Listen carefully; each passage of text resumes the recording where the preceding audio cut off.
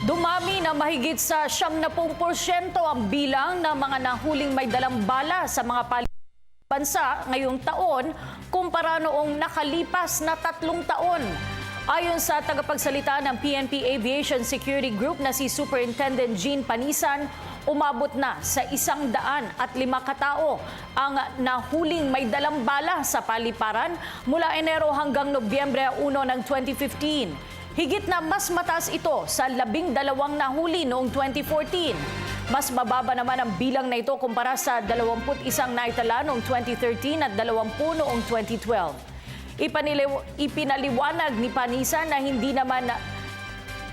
lamang sa NAIA nakahuhuli ng mga pasaherong may dalang bala kundi maging sa ibang malalaking paliparan, Cagayan de Oro at Palawan.